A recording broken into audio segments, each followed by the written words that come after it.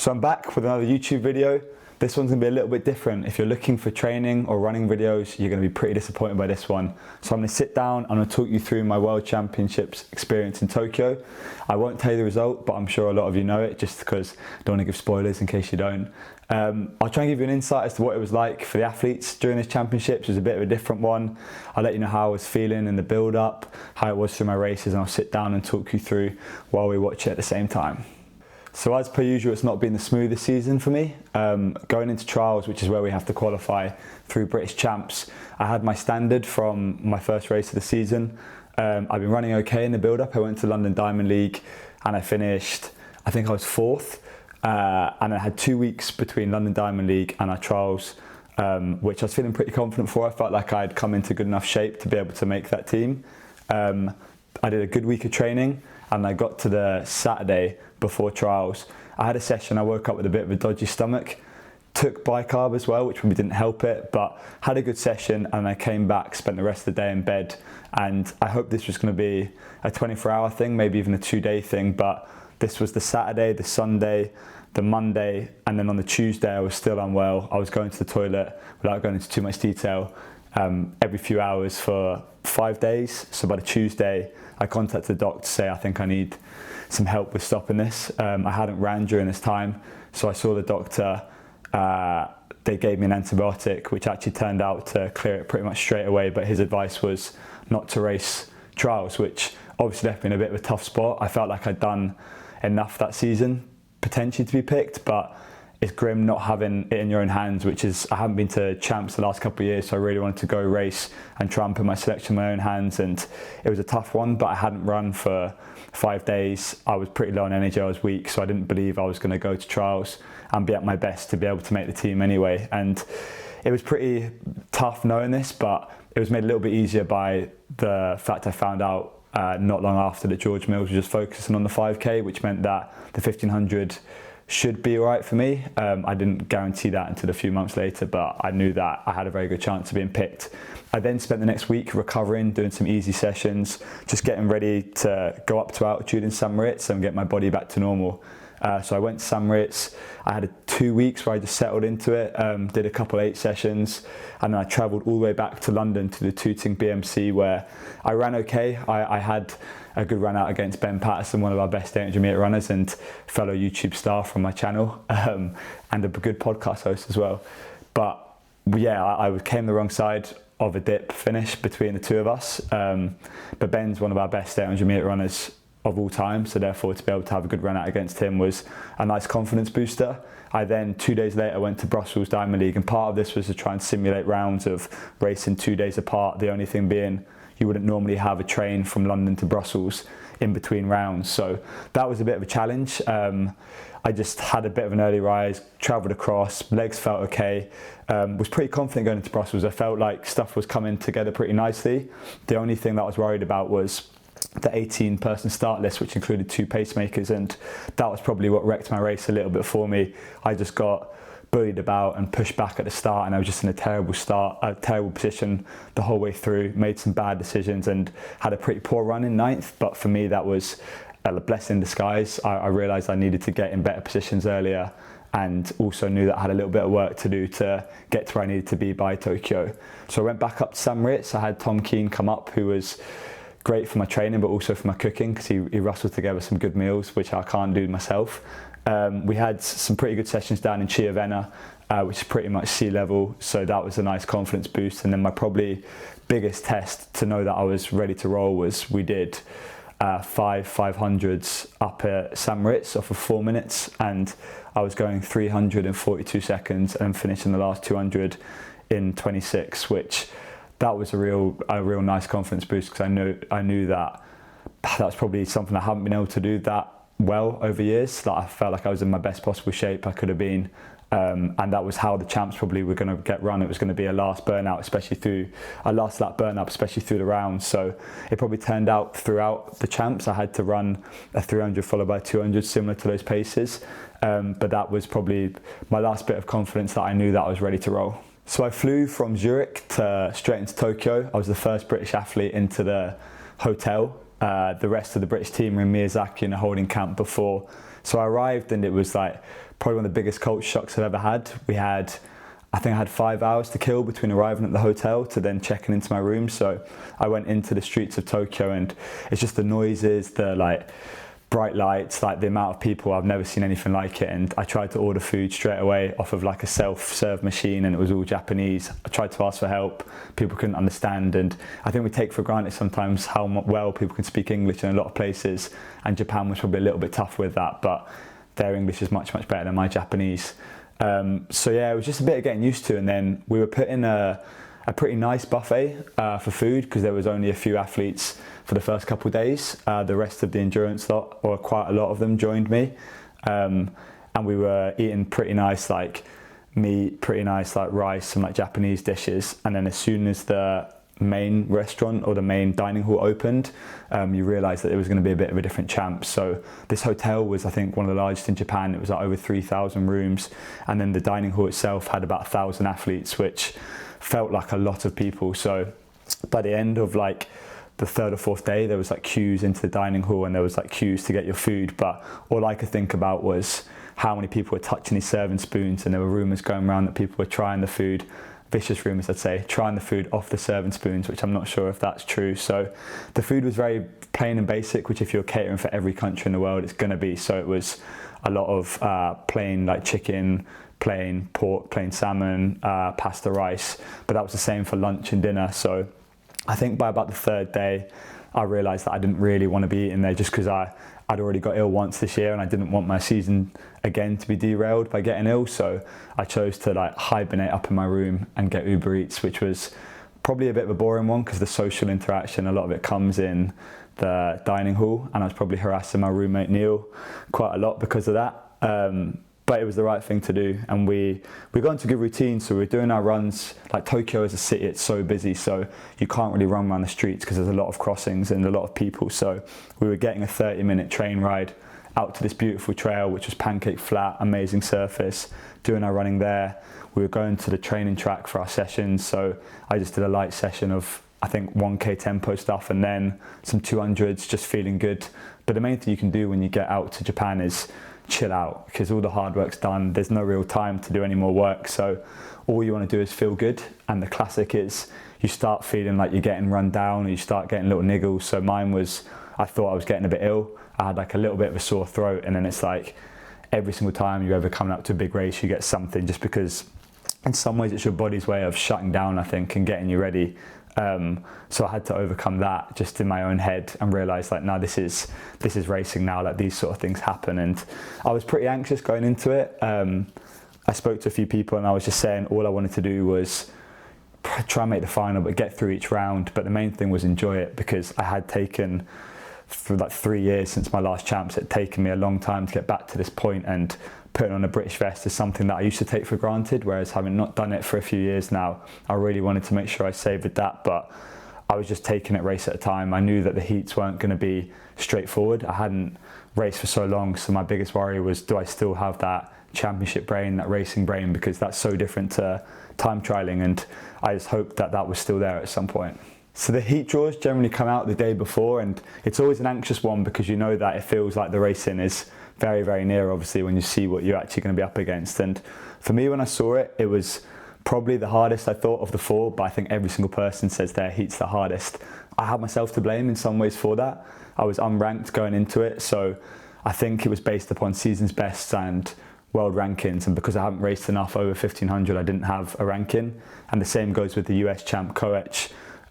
We also had Jakob Ingebrigtsen, who hadn't raced all year, so you don't know what you're going to get with that. So I didn't really know what to make of it. The only thing I thought originally was there's a lot of like fast finishes there, which for a championship that obviously becomes very dangerous, but you just hope that people will look at you on that start list and think, oh, he's going to be a bit dangerous as well. So I was just content that like by the time it comes to the race, it's like you have to just be top six. So it's like if you can't be top six in your heat, you can't even look beyond like the semi or like to a final. You just got to get through this, and I hope that that was going to be an okay thing to happen. Our heats were 9 a.m. I think I was 9:30 because I was heat 4, which is just ridiculously early. I think our alarm was set for 5 a.m. so myself and Neil were up then. And it's different to like going on holiday when you've got an alarm and you feel groggy and like a bit sleepy, because you know you've got to follow like the stages of racing. You're so much more like aware of it, and you just jump out of bed and just start getting on with your routine. So for me, that was a shakeout in the gym on the treadmill at about 5:15, and you go in there and there's other 1500 meters runners waiting for a treadmill and on it. So you're like, well, we're all racing here, everyone's doing the same thing. So you never felt like it was that bleak. Went down to the track, and that was the first experience of how hot it was. I think we'd always been training a lot of the time in the evenings, because that was when the later rounds were, so you almost want to get a bit more ready for that rather than the heats. And we had ice towels, the ice vests, just trying to keep as cool as possible. And the warm-up situation was weird. We were in a warm-up track that was about a 20-minute bus ride from the stadium, whereas for the Olympic Games we were in a warm-up track that was literally a walk from the stadium. So we'd heard a lot about it, but there hadn't been many races before ours to know what the deal was. So I did most of my warm-up, hoping it was going to be in the stadium. So I barely did anything before. I did my jog, my strides, or my jog, my drills, and then a couple little strides. But we normally do an extended stride, so like a 200 meter almost. And I left that till the stadium. So got into the cool room, was still sweating a lot, tried to cool down, and we'd heard that the bus was going to be pretty cold, so I had a lot of layers because of that. Went on the bus, so it was actually all right. But I don't know if he went the wrong way or whether it was the marathon that closed the roads, but it took 25 minutes to get to the stadium. And I remember looking at my watch thinking like, we're going to have no time here. So got into the actual cool room in the stadium, probably only had about 10 minutes, and I still had my extended stride to do. So I just did that as soon as we arrived, ran past the officials that were telling me not to, just because I wanted to get my race routine out of the way and got everything I needed done. But it was a big lesson to know that it wasn't going to be as predictable as you thought it was. It was so dependent on the Tokyo traffic, potentially what day you were racing. And I think I've spoken about it in some interviews, but I was sitting on that bus on the way. You're all just dead quiet, sitting together everyone in your heat. And I was thinking about it, and I was like, if I have gone through all this hardship, I've made all these big changes, all like these rehabs, and gone through these injuries just to get knocked out in the heat of a champs, which I would say should be my forte. I'd say that I don't know if I'd come back from that. For me, that was going to be like too crushing for me to have persisted all this time just to get knocked out in the heat. So I was thinking that might be me done. It could be my last race. And every time those thoughts come in, you just got to bat them back out because it's ridiculous. And we were joking that I'd have like a ceremonial laying of my spikes for me being finished, like a boxer would do. But I think I was just in a bit of an overreaction to the whole situation, because as we'll see, and I watched through my heat, it wasn't actually too bad. So I'm going to watch through the last lap just because I can't remember what happened in the first few laps. I know that I think he was a Nepalese athlete, maybe took it on, and then an Ethiopian, and it was just quite a slow pace, and it didn't start getting dramatic until the last lap, I guess. So this was 400 metres to go. Koech, who was the second fastest in the world this year, hit the deck. And I remember hearing this because you hear the crowd make a noise. I heard my dad on the stadium tannoy saying about it, and I thought there's just way too many people here. If that's what's happening, I just felt like it was just going to be more dramatic, and more collisions later on. So I felt like at this point I wanted to get to the front if that meant I was going to stay out of trouble. And my plan was never to try and win my heat. I always wanted to go under the radar, finish 6th, 5th comfortably if I could. But just the way it was in the bodies in that race and the amount of fast finishes, I wanted to try and control that last lap, or try and control that last 200. So when I hit the front, I felt pretty good. I always thought Jakob was there in the top 6. It was only watching this, but the guy hasn't raced all year. So what can you expect? It's more than I could have done if I'd have stepped out on the track, having not raced. So I won the heat. The time was nothing special. There weren't too many casualties. I think Jakob was probably the one that people would have said they maybe would have expected, but like I was saying, he's dealt with so much this year that it was always going to be tough by that point, but you just expect Jakob to do something special like that. And yeah, I was happy enough. The main thing with it is you've got to shut down as soon as possible. We were lucky that it was an early one because it meant we had a day and a half because our next round was at 9 p.m. So all we had to do was get back and recover. So that was the marathon women's day. So they brought the marathon into the stadium, and for us it meant the roads were shut around the stadium. So we finished our race, grabbed our stuff, and we couldn't get the 20-minute bus back to the 15-minute bus back to the warm-up track where all our stuff was. So we made the decision to jog back.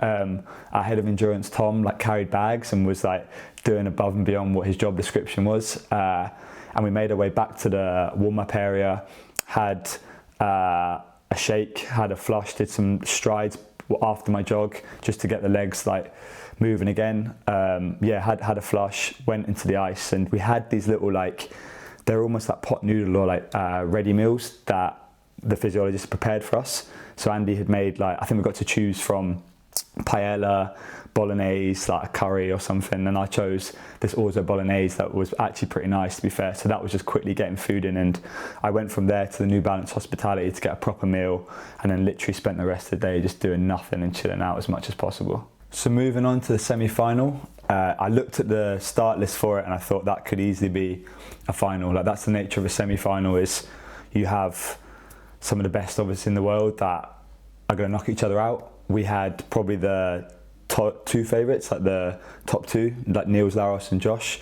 It's always funny racing someone from your country in the semi-final because you just would like to see both of you get through, but in theory it might come down to knocking somebody else out. And I thought in this situation, I was like, Josh is going to be pretty comfortable getting through, and I felt like after my heat I should be fine. My main aim going into it was just to do similar to what I did in the heat and just run as relaxed as possible and just get out of trouble early on and make sure that I was just in the right spot with a lap to go, so that I didn't get in anyone's way or get clipped, or just avoid as much contact as possible, which that was the aim. It was a very late one, so we had a lot of time to kill going into this. It was just lounging about really. I think another thing to note is that this was one of the first champs I've done where there's been no, I think the first champs I've done where there's been no non-automatic qualifiers, or fastest losers as we used to call them. So in the semi-finals it used to be, if you're in the second one, you had an amazing opportunity to send more people through, so it would have probably been 4 automatics and then maybe another 4 non-automatic, which that would have been a big disadvantage to us, whereas now it was just 6 through, so all you had to do was be in the top half of the race. And I can't remember the start of the race. I think Josh ended up taking it out at like a reasonable pace, like nothing too quick, but I'll watch the last 100 meters because that's where it got a little bit interesting. So Josh, Laros and myself, I felt like we were all away clearly enough. I felt like there was even 6 away at this point, so that we knew who was going to be getting through, and for some reason the last 20 meters it just felt like everything came together and there was a lot more carnage from it. So I think it was the fact that the 3 of us at the front were easing up and then the others were still fighting for those spots. So Josh was the one that ended up getting clipped and going down. I felt like I had some pushing, and at the time that felt so unnecessary. I don't think I realised how much people were scrapping for the spots behind, but I was just glad to stay out of trouble and book myself on a spot for the final, which it was just a relief to be able to get to that point, to be able to make a final, which was what I'd actually wanted to do, and I'd got there as comfortably as I possibly could. I saw Andrew Cosgren, who I'm like mates with, made the final as well, and he was absolutely buzzing. I remember being so happy for him, but at the same time I just wanted to keep myself as calm as possible because I wanted to go to bed as soon as I got back and try and have a chance of sleeping. So I just needed to make sure I stayed chilled, which that was the aim. Just go back to the hotel afterwards, do the same recovery routine. I think I went and had my flush back at the hotel, tried to get back to the hotel as quick as possible after jogging, had some food at like midnight, and then just tried to shut myself down, which was tough because you're just, the adrenaline of the stadium and racing late, the caffeine just gives you this real big buzz. So I don't think I got too much sleep, but I knew that the next day we had a day off, so my day off was going to be as chilled as possible. I did a run and some strides. I went to New Balance to have some food and chill out, and I sat down with my coaching team there just to speak about what I was going to do the next day. And I remember just being excited when we were speaking about it, because I just said, like, if it's going to be like the heats in the semi-final have been, which is just going to be a steady pace and then burn up, like not burn up, but just get quicker in the last 600. I knew that was going to be a strength of mine, just because that's kind of athlete I am, is I like finishing quick. So all I knew when we were speaking about it was I just said I'm going to try and win it at some point. So my aim going into it was to take the sting out of someone like Laros, who's been running well all year, and then try and get ahead of Josh at the right point as well, because I thought they were going to be the 2 big danger men when it came into the final, and I was confident that if I did that I'd give myself a chance of winning. So I was excited about it because I had nothing to lose by this point. It was just a big step to be back in the starting of the final, and for me, if I've made that made the final, I'm going to do something to try and win it. So that was all I was thinking about, and it was mainly just getting back and relaxing even after speaking about that, because you speak about it and you get all these emotions and you get all this adrenaline. So just try not to think about anything until the actual final came and we were getting ready to actually race. So we're going to get to the final day now. So this was the one that we've all been waiting for, and it was different this year. So if we look through on the start line, we'll watch this through together, and if we go through the race, you look at all the vests, and the thing that people didn't really realise throughout was there was a different vest for finals. So I'd raced in the white vest all the way through. I think the speed suit was a stripy one for Britain, but this was like a really cool like finals vest, so you had to earn the right to wear it. And it's the same with the other nations who are wearing Nike kit, is you wouldn't have seen this kit anywhere else but a final. So it was pretty cool and exciting to be able to wear that. I remember warming up and it was the hottest day we'd had, so I was a bit more aware of feeling a bit sluggish just because of that heat, and just trying to stay on top of my fluids, because you don't want to be cramping when you're losing so much fluid due to sweat, or you're sweating so much and losing so much fluid. So I wanted to make sure there wasn't a chance of that, and just got the ice vests out, got the ice towel, and just tried to stay as chilled as possible. But I wasn't really too nervous. I just felt like this was a free hit for me compared to the last couple of years where I've had to watch these races. I could get on that start line and actually have an impact on the race. I remember getting into the call room. It's a lot more intense, the environment for a final compared to the rounds. I think when I was on the bus in a semi-final, I like made a couple comments and tried to make it a bit more like relaxed for myself, whereas I sat on the bus for the final and I thought, this is pretty serious now, like everyone's in their own heads, like just trying to think and stay calm. So I was in a bit of that as well. I just was trying to think through what it was going to feel like, what might happen. But it's funny, like you're sat on a bus next to the 11 other people, I think in this case maybe the 13 other people that you're racing against, and you're about to go out there and just try and beat each other, but you're all just sat there on this little bus getting driven to the stadium. And I was just excited. It was a good opportunity to try and make amends for me for the last couple of years, just to give a good account of myself was the main thing. And this might not have been the start list that people thought was going to make the final, but it's the best people to make it in Tokyo. Like everyone ran their best races to get through the rounds and make this final. So this is the best possible final you could have, because we've all done what we needed to get there. So the way I look at it is like you're competing against the best at this point. If we look through, it's actually pretty cool that there was a combination of a lot of past world champions. So you've obviously got Josh, who is the 2023 world champion, which that's like, I think, a target on your back. Like I never got to the point where I was defending my title, but I'm sure like the nerves and pressure would have been a little bit more for him. Next to him you have Chariot, who's a 2019 world champion, and the funny thing is at those world champs there was myself, Josh Kerr and Neil Gurley were all in a final for the first time for global champs.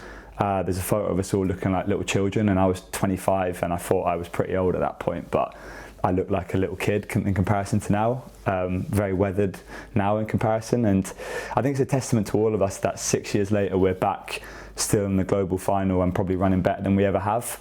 I think both Josh and Neil have probably made every single final, and I don't think Neil sometimes gets enough credit for how consistent he is at making these finals. So that was pretty special, and it was cool for Scotland to be able to celebrate that as well, I hope. So if we go back to this, we've got obviously Tim Chariot. Amazing that he's still running so well 6 years later as well, having won his title there where he absolutely battered us. Their gap was huge. And there's this ugly lad who was the 2022 world champion. I felt pretty chilled. I tried to just take it in because it was a pretty cool moment to be back on that start line in this, and you see the British flags around. They might have been for Josh, but I assumed that they wanted to cheer for us as well. And you look at it and there's a lot of people to worry about. It's not like it's straightforward. I think everybody had a case to be able to probably have a chance at winning this, especially the 8 guys. There was like Nada, for example, was a 143 8 guy this season. You've got Adrian Ben, who used to just be an 8 guy. There's a lot of danger men that you had to be aware of. So when it got out, I just tried again to get out to the close to the front, just to be in control of my own race. And I don't think I expected Laros to be the one leading it, just because I thought he would sit in a bit, but it wasn't quick, so it's not a bad spot to be when you're out of trouble. But I just knew that I wanted to just stay as close to the front as I could, just to make sure I was out of trouble, but also watching stuff. I think when Cherry came to the front, you're not sure if the two of them training together, they're going to do something and move it on, but I was happy enough that if that happened, I could deal with it and live with it. It's not something that we're not used to. So the pace wasn't anything quick. It was exactly as it had been in the heats and semi-finals. So as soon as you start running these sort of laps, I started thinking, right, well, this is going to hopefully play into my hands now, because it's what I've been doing in these previous rounds and I felt good. Therefore, it's going to give me a chance to try and do something at some point, I hoped. That was all I was thinking. It's at this point you don't really remember these moments. You're just in autopilot a little bit. Like, I couldn't tell you much about the race. I think you just subtly go in and out of spots. So I don't think I was ever really in a bad spot, but you're just aware at points. For example, now I was getting boxed in. So I think without realising, you just move yourself into a spot to glide out, just so that I didn't want to be boxed in at that point. I wanted to be able to move if I had to, which is what I tried to do. And I think this is the first point you see Josh hurting his calf, which I didn't realise that had happened. I heard probably with a lap to go that he was off the back, and I assumed he maybe had gone down or something, but I wasn't aware that I was just concentrating on my own race at this point. So that it was starting to wind up a little bit. I think by this point it was getting a bit nervy and a bit tetchy, and people were starting to get in position, but I was still happy with where I was. I knew that I was close enough to the front to be able to make the move that I wanted. And that was the main thing of this. I don't think at any point I was in a bad position. I think the whole way through the race I was in the exact position I wanted to be in, which is great. You don't get a lot of races where you could say you were perfectly positioned throughout, but I don't think, having watched it back even now, I don't think there was a position that was bad.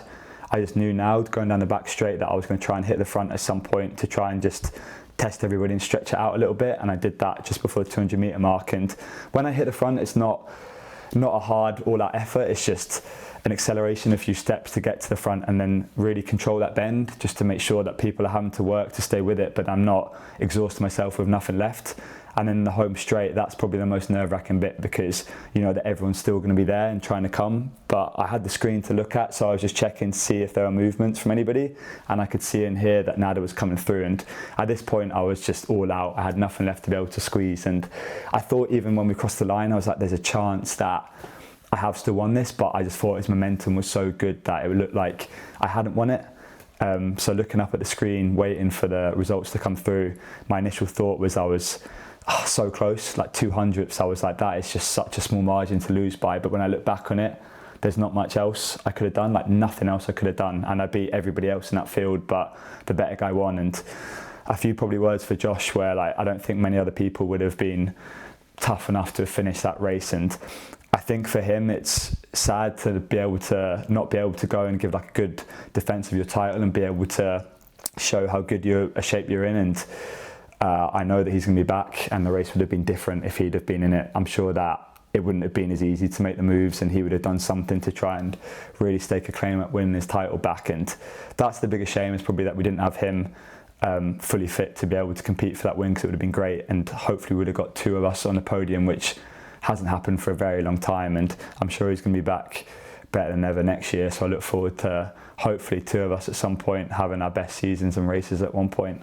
So all my hard work in Tokyo rewarded me with this, which is my World Champ silver medal, and we were given it as soon as we crossed the line, and we did our lap of honour, that was class, because that was you see how much it means to other people. So I saw coaches, my family, friends, physiologists, and they're the ones that make you realise what you've done, because they're so proud and so happy. And it's the fact that you can have that effect on people with your performance is what you really appreciate. And I just felt like I'd done them proud, and that was probably the biggest thing. Was it had been a journey for all of us, not just for me, but for everybody to get to that point. And compared to my Eugene gold, I'd love for that colour to obviously been gold, but when I look at it now and when I have time to reflect, I think this has taken a lot more blood, sweat and tears and a lot of hard work. This Eugene one was off the back of years that had been going well, the momentum had been building, whereas for the Tokyo medal I'd had to absolutely pick myself up from some pretty bad places